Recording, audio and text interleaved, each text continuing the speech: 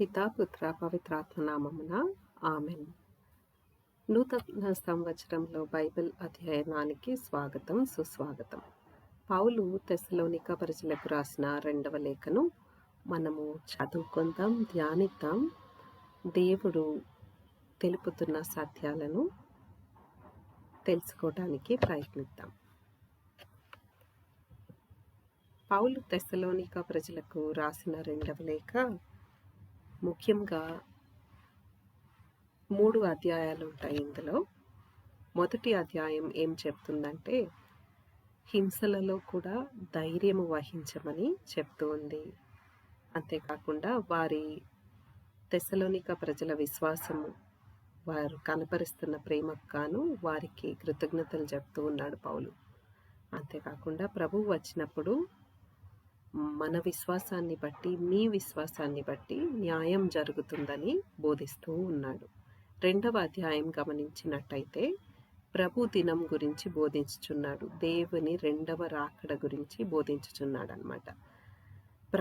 ప్రభు దినం ఎలా వస్తుంది అంటే ఇప్పుడు వస్తుంది, అప్పుడు వస్తుంది అని అందరూ తప్పుడు బోధనలు చేస్తున్నారేమో, కానీ ముందుగా తిరుగుబాటు మరియు అధర్మ పురుషుడు వస్తాడు, ఆ తర్వాతే దేవుని రాక ఉంటుంది అని చెప్పి చెప్తూ ఉన్నాడు.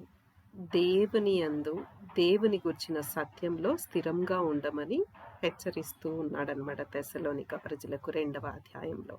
అండ్ 3వ అధ్యాయం గమనించినట్లయితే చివరగా కొన్ని ఆదేశాలు ఇస్తూ ఉన్నాడనమాట.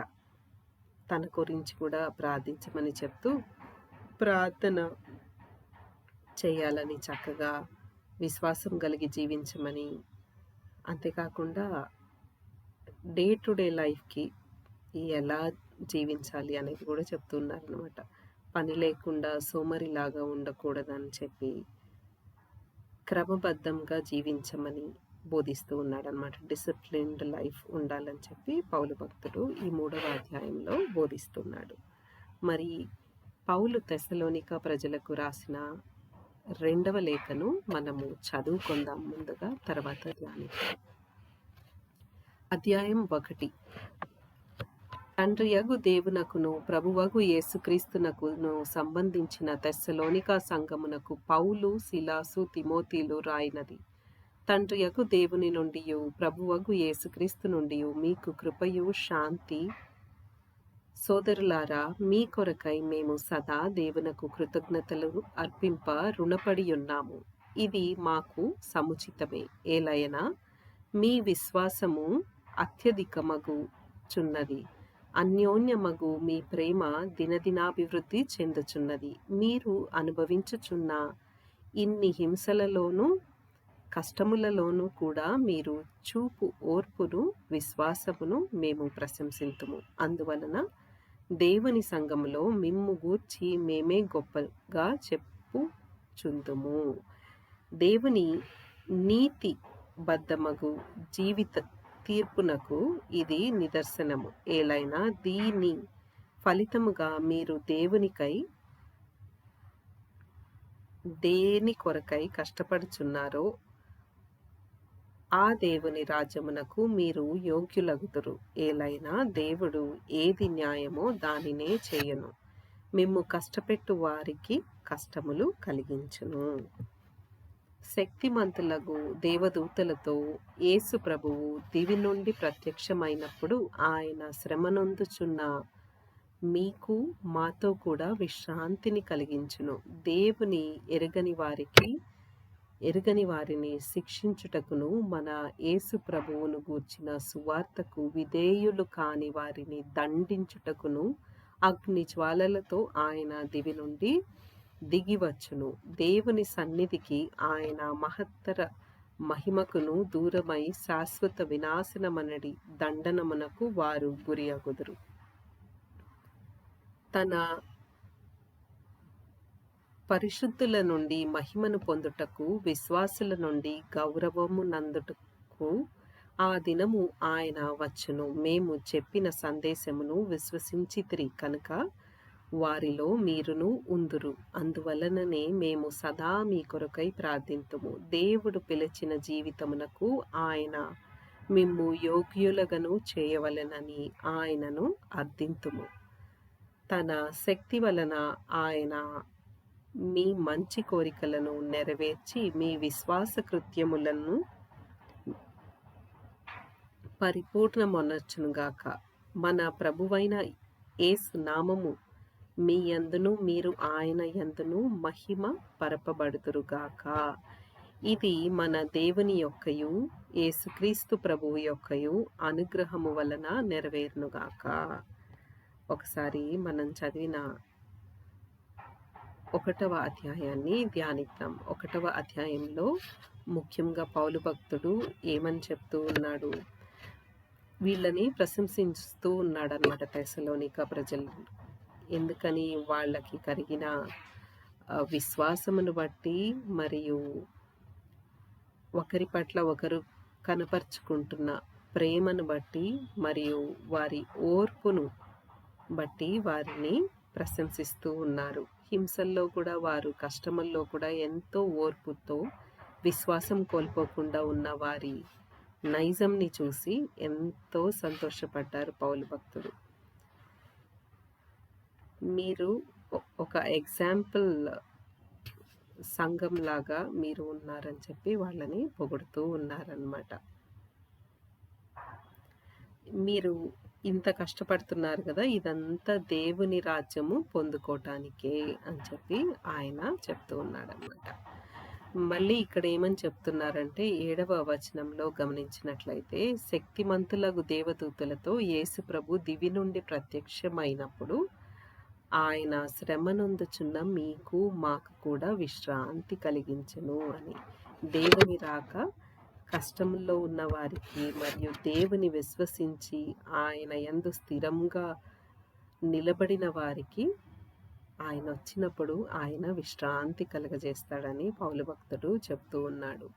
మరియు 8వ వచనం గమనించినట్లయితే ఆయనని ఎరగని వారి గూర్చి చెప్తున్నాడు. మరియు ఆయనకు విధేయులు, సువార్తకు విధేయులు కాని వారిని గురించి కూడా చెప్తూ ఉన్నాడు.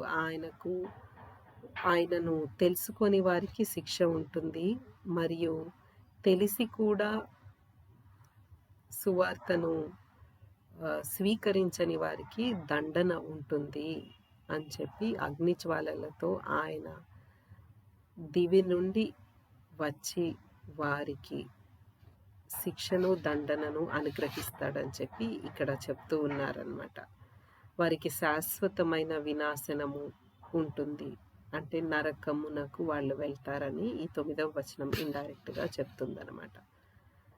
పరిశుద్ధులకు మాత్రం దేవుని యందు శాంతి ఉంటుంది, ఆయన రాజ్యము ఉంటుంది అని చెప్పి ఈ ఈ మొదటి అధ్యాయంలో పౌలు భక్తుడు చెప్తూ ఉన్నాడనమాట. 2వ అధ్యాయాన్ని చదువుకుందాం. సోదరులారా, మన ప్రభువకు యేసుక్రీస్తు యొక్క రాకడ విషయమునను మనము ఆయనను కలిసి కొనుటకు సమావేశమగు విషయమునను మిమ్ము ఇట్లు అర్థించుచున్నాను. దేవుని దినము వచ్చెనను వాదమును విని మీరు తేలికగా పొరబడరాదు, తబ్బిబ్బు పడరాదు. బహుశా ప్రవచన పూర్వకము గాని లేక బోధన పూర్వకముగా గాని ఎవరో అటులా చెప్పి ఉండవచ్చు, లేక మేము ఏదియో ఒక లేఖలలో అటు రాసితిమని చెప్పి ఉండవచ్చును. ఎవని చేతను ఏ విధముగను మోసపోకుడు. మొదట తిరుగుబాటు రావలెను, వినాశన పాత్రుడు పాపకారుకుడు వచ్చునంత వరకు ఆ దినము రాదు. మానవులు పూజించు సమస్తము మానవుడు దైవీకముగా భావించు దేనినైనను ఆ దుష్టుడు వ్యతిరేకించును. అతడు సమస్తమునకు అతీతునిగా తనను భావించుకొనును. అంతేకాక దేవుని ఆలయమున ప్రవేశించి కూర్చుండి తానే దేవుణ్ణని చెప్పుకొనును. మీకు జ్ఞానము లేదా? నేను మీతో ఉన్నప్పుడు ఈ విషయములన్నీ చెప్పి ఉంటిని కదా. మీకు జ్ఞాపకము లేదా? నేను మీతో ఉన్నప్పుడు ఈ విషయములన్నిటినీ చెప్పి ఉంటిని కదా. కానీ ఇప్పుడు ఇది జరగకుండా ఆపుచున్నది ఏమియో మీకు తెలియను. కనుక యుక్త సమయమున దుష్టుడు కనిపించును. ఆ తిరుగుబాటు ఇప్పటికే తన పనిని ప్రారంభించినది, కానీ అది రహస్యంగా జరుగుచున్నది. తిరుగుబాటుదారుడు బహిరంగంగా రాకముందు దానిని నిరోధించుచున్న వ్యక్తి మొదట తొలగింపబడవలెను. అప్పుడు దుష్టుడు కనబడును. యేసు ప్రభు వానిని తన నోటి శ్వాసచే సంహరించును. తన మహిమోపేత దర్శనముతో రాకడతోనూ దుష్టుని సర్వనాశనము చేయును. ఆ దుష్టుడు పైశాచిక శక్తితో వచ్చి అద్భుతములను, సూచక క్రియలను, మహత్కార్యములను చేయును. నశించు వారిని అతడు అన్ని విధములుగా దౌష్ట్యముతో మోసగించును. సత్యమును ప్రేమించి రక్షణము పొందుటకు నిరాకరించినందుకు గాను వారు నశింతురు. అందువలననే వారు అసత్యమును నమ్మునట్లు వారి యందు పని చేయుటకు దేవుని దోష శక్తిని పంపియున్నాడు. సత్ఫలితంగా సత్యమును విశ్వసింపక పాపములో ఆనందించిన వాడు దండింపబడుదురు. సోదరులారా, ప్రభువుచే ప్రేమింపబడు మీ కొరకై సర్వదా దేవునకు మేము కృతజ్ఞతలు అర్పింపవలసి ఉన్నది. ఏలైనా మిమ్ము పవిత్రపరచుట వలన, సత్యమును మీరు విశ్వసించుట వలనను మీరు రక్షింపబడుటకు గాను దేవుడు మిమ్ము మొదటనే ఎన్నుకొనెను.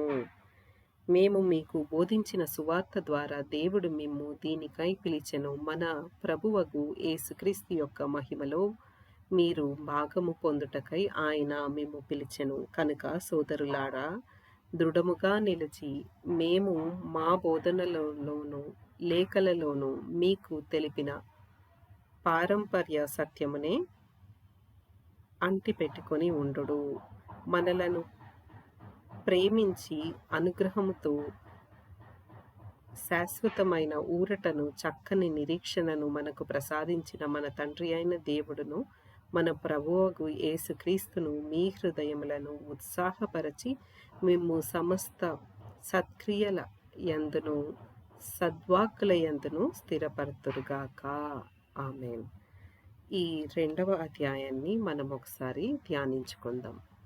2వ అధ్యాయంలో ముఖ్యంగా దేవుని రాకడ అప్పుడు ఏమి జరుగుతుంది అనేది పౌలు భక్తుడు స్పష్టంగా తెలియజేస్తూ ఉన్నాడనమాట. ఈ 2వ వచనంలో క్లియర్గా చెప్పబడుతుంది, దేవుడి రాకడ వస్తుందని ఎన్నో ప్రవచనాలు చెప్తుంటే దాన్ని తేలిగ్గా తీసుకోవద్దు, దాని గురించి తబ్బిబ్బు పడవద్దు అని చెప్పి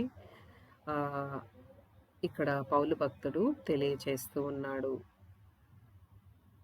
అండ్ 3వ అధ్యాయం చాలా ఇంపార్టెంట్. ఎవని చేతను ఏ విధముగాను మోసపోకుడు. ఈ వాక్యాన్ని క్రీస్తు ప్రభువు ప్రతి ఒక్క సువార్తలో ఉంచాడనమాట. ముఖ్యంగా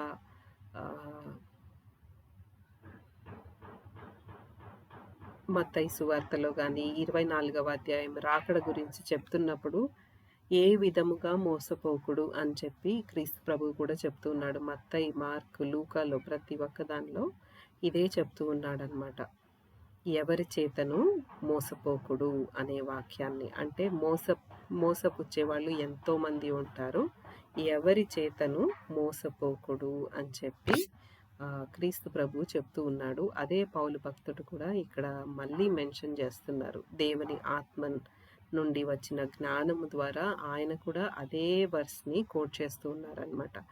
కానీ ఇక్కడ ఏమని చెప్తున్నారంటే, 3వ వచనం చాలా ఇంపార్టెంట్. ఇక్కడ ఏమని చెప్తున్నారంటే, మొదట దేవుని రాకడ ఎప్పుడు సంభవిస్తుందంటే, మొదట తిరుగుబాటు రావలెను. ఏదో ఒక పెద్ద తిరుగుబాటు, అది మేబీ వరల్డ్ వైడ్ తిరుగుబాటు అనేది ఏదో రాబోతుంది. ఆ తిరుగుబాటు వస్తుంది. వినాశపుత్రుడు పాపకారకుడు వచ్చినంత వరకు అది రాదు. తిరుగుబాటు వస్తుంది. తిరుగుబాటు ఎవరు తెస్తారంటే వినాశపుత్రుడు, that is nothing but Satan అన్నమాట. అప్పుడు అప్పుడు కానీ వాడు బయలుపరచబడినప్పుడే కానీ ఆ దేవుని రాకడ అనేది సంభవించదు అని చెప్పి 3వ వాక్యంలో చెప్తూ ఉన్నాడు. ఆ పాప పురుషుడు ఎలా ఉంటాడంట, దేవుడు మనము పవిత్రమని, దేవుడి విషయంలో పవిత్రమని తలచేదన్నీ దానికి అగెయిన్స్ట్గా ఉంటాడనమాట వాడు. ఆ దుష్టుడు ప్రతి ఒక్కటి దేవునికి దైవీకమని సంబంధించిన ప్రతి ఒక్కదాన్ని వ్యతిరేకిస్తాడని 4వ వచనంలో చెప్పబడుతుంది. అంతేకాకుండా దేవుని ఆలయమున కూర్చుండి తానే దేవుడనని చెప్పుకొనును అని చెప్పి ఇక్కడ చెప్పబడుతూ ఉందన్నమాట. ఇది ఎప్పుడంటే సంఘాన్ని దేవుడు తీసుకెళ్ళాక జరగబోయే పరిణామాలు అన్నమాట. ఇది శ్రమల కాలంలో ఇజ్రాయేలీలు 3వ మందిరము నిర్మించినప్పుడు అక్కడ ఆ మందిరంలో ఈ దుష్టుడు కూర్చొని, వినాశపుత్రుడు కూర్చొని తానే దేవుణ్ణని చెప్తాడనమాట. అది క్రీస్తు రాకడ తర్వాత, క్రీస్తు రహస్య రాకడ తర్వాత జరుగుతుందన్నమాట. అదే ఇక్కడ చెప్పబడింది. 7వ వచనంలో మళ్ళీ చెప్తున్నారు, ఆ తిరుగుబాటు ఇప్పటికే తన పనిని ప్రారంభించినది. అంటే సీక్రెట్గా ఆ తిరుగుబాటు అనేది జరుగుతూ ఉంది. ఆ తిరుగుబాటు సంఘం అనేది ఒకటి సపరేట్గా ఉంది. అది రహస్యంగా ఇప్పటికే జరుగుతూ ఉంది అన్నమాట. కాకపోతే అది బహిరంగంగా రావటానికి దానిని నిరోధించుచున్న వ్యక్తి మొదట తొలగింపబడవలెను అని చెప్పి ఇక్కడ 7వ వచనంలో చెప్తుంది. ఎవరో దాన్ని అడ్డుకుంటూ ఉన్నారనమాట. ఇంకా ఆ పాప పురుషుడు బయలుపడటానికి పడకుండా ఎవరో అడ్డుకుంటున్నారు. అది దేవుడైనా కావచ్చు, దేవుని ఆత్మ కావచ్చు, లేదంటే ఒక దేవునికి సేవ చేసే ఒక వ్యక్తి, దేవుని ప్రణాళికలో ఉన్న ఒక వ్యక్తి కూడా అయి ఉండవచ్చు అన్నమాట. ఒక రాజ్యము కూడా అయి ఉండొచ్చు. ఒక రాజ్యము అడ్డుకుంటూ ఉంది. దైవరాజ్యము ప్రార్థనల ద్వారా కానీ ఆ తిరుగుబాటుదారుడిని అడ్డుకుంటుంది. అందుకని ఇంకా వాడు ప్రత్యక్షం కాలేదు. బట్ వాడు వచ్చే టైము, దేవుడు ఎలో చేసే టైం ఒకటి ఉంటుంది అనమాట. ఆ టైంలో వాడు కనపడతాడు అందరికీ. అపాయింటెడ్ టైంలో దుష్టుడు వస్తాడు అని చెప్పి 8వ వచనం చెప్తుందన్నమాట. కానీ యేసు ప్రభు వారిని తన నోటి శ్వాసచే సంహరించును. దేవుని నోటి శ్వాస ఏమంటుంది? వాక్యము. ఆయన వాక్యము 2 అంచుల ఖడ్గము వంటిది అంటారు కదా. సో ఆ నోటి శ్వాసతోని ఆ దుష్టుని ఖండిస్తాడు అని. ఇది చివర్లో జరిగే కార్యం అన్నమాట. వాడు 7 ఏళ్ళు ఈ లోకాన్ని పాలిస్తాడనమాట. ఆ 7 ఏళ్ళు మొత్తం అయిపోయాక దుష్టుడు చూపింపబడ్డాక వాడి రాజ్యం స్టార్ట్ అవుతుందన్నమాట. 7 ఏళ్ళు. ఆ 7 ఏళ్ళ పరిపాలన అయిపోయాక దేవుడు వచ్చి వాడిని సంహరిస్తాడు అని చెప్పి ఇక్కడ చెప్తూ ఉంది వచనం. ఆ దుష్టుడు ఎలాంటి వాడై ఉంటాడు? వాడు పిచాచి కాబట్టి పైచాచిక శక్తులతో వాడు అద్భుతాలు చేస్తాడు, సూచక క్రియలు చేస్తాడు, మహత్కార్యములు చేస్తాడు అని చెప్పి చెప్తూ ఉంది వచనం. అంతేకాకుండా 10వ వచనం గమనించినట్లయితే దేవుని సత్యములో, రక్షణలో లేని వారు ఏమవుతారంటే వాడితోని పీడింపబడతారన్నమాట. వాళ్ళని పట్టుకొని ఎంతో దుష్టత్వంలోకి వాళ్ళను నడిపిస్తాడని చెప్పి ఈ 10వ వచనం చెప్తుంది.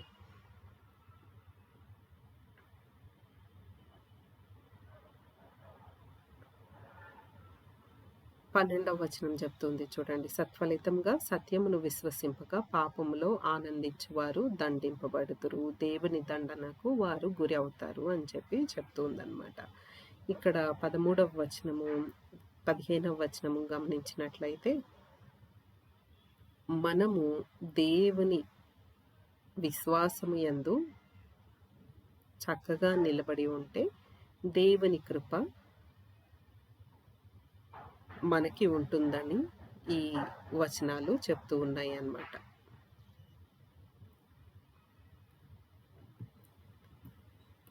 మరి 3వ అధ్యాయాన్ని చదువుకుందాం.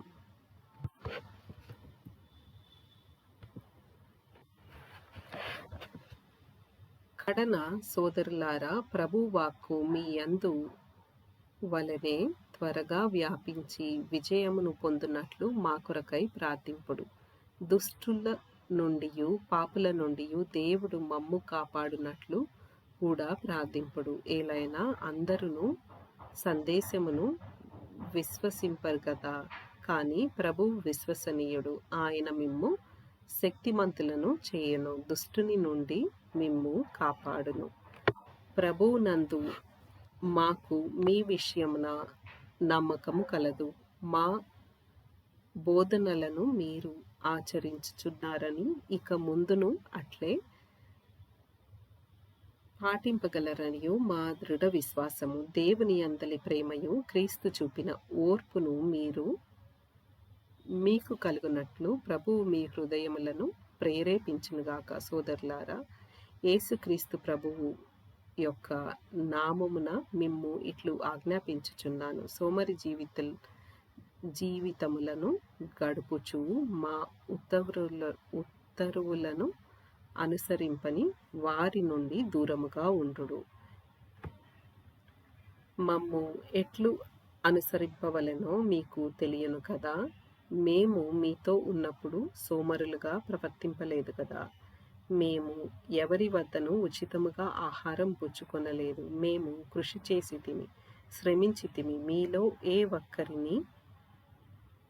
ఒక్కరిని బరువు కాకుండుటకై రేయింబవళ్ళు పనిచేసి మేము ఇట్లు చేసినది మీ నుండి సాయమును పొందు హక్కు లేక కాదు, మీకు ఆదర్శప్రాయంగా ఉండుటకే. పని చేయువాడు భోజనమునకు పని చేయనివాడు భోజనమునకు అర్హుడు కాదు. పని చేయనివాడు భోజనమునకు అర్హుడు కాదు అని మీతో ఉన్నప్పుడు మిమ్ము ఆదేశించితిమి కదా. మీలో కొందరు సోమరిపోతులుగా ఉన్నారనియో, వారికి ఇతరుల వ్యవహారములలో తలదూర్చుట తప్ప వేరొక పని లేదనియో మేము విని ఉండుటచే అట్లు చెప్పుచున్నాము. క్రమబద్ధమైన జీవితమును గడపవలననియు జీవనోపాధిని కష్టపడి పని చేయవలననియు యేసుక్రీస్తు ప్రభువు నామమున అట్టి వారిని మేము శాసించుచు హెచ్చరించుచున్నాము. సోదరులారా, మేలు చేయుటయందు మీరు విసిగిపోరాదు. మేము ఈ లేఖ ద్వారా తెలియజేయు సందేశమును విధేయుడు కానివాడు ఎవడైనను ఉండవచ్చును. ఉన్నచో అతడు సిగ్గుపడునట్లుగా వానిని గుర్తించి వానితో ఎట్టి పొత్తును పెట్టుకొనకుడు. కానీ వానిని శత్రువుగా చూడక సోదరునిగా భావించి హెచ్చరింపుడు. మన శాంతికి మూలమగు ప్రభువే సర్వదా మీకు అన్ని విధములుగా శాంతిని వసగునుగాక. ప్రభువు మీకు అందరకును తోడై ఉండును. పౌలునైన నేను నా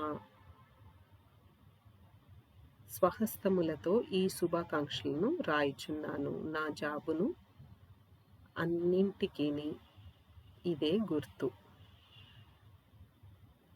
నేను ఇట్లే రాయుదును. మన ప్రభువకు యేసుక్రీస్తు యొక్క కృప మీకు అందరకు తోడై ఉండునుగాక. ఆమేన్. ఈ 3వ అధ్యాయం ఏం చెప్తుందో ఒకసారి బ్రీఫ్గా చూద్దాం. మనము ఎలా ఉన్నా కూడా ప్రభువు మాత్రం ఎంతో విశ్వసనీయుడు. అని చెప్పి ఇక్కడ చెప్తుంది. ఆయన యందు విశ్వాసం ఉంచిన వారు నీ దేవుడు దుష్టుని నుండి కాపాడును అని చెప్పి ఈ వచనం చెప్తూ ఉందన్నమాట. 5వ వచనం గమనించినట్లయితే,